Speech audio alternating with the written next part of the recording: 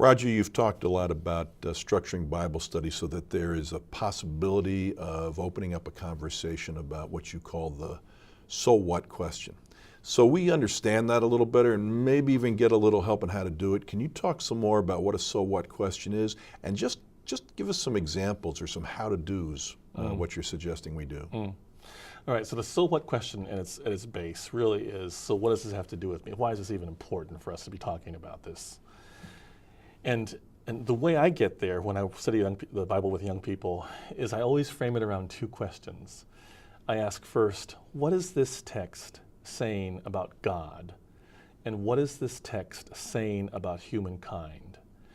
It's gotten to the point where my youth group groans when I start asking those questions, but it seems to me that's the essence of the so what question, because we presume in those two questions that every story in the Bible, every poem, every law that's written down, everything, even the genealogies, they tell us two things. They tell us something about the nature of God, and they tell us something about humankind.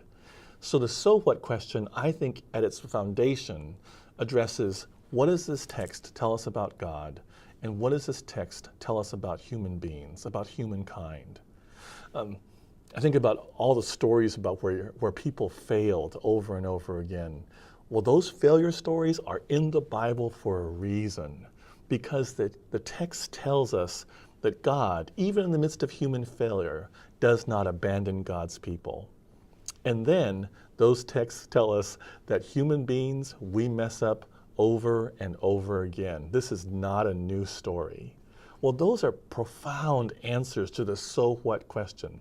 Why study this? Because we learn more about God and we learn more about human beings, about ourselves, and how we are in relationship to one another and in relationship to God.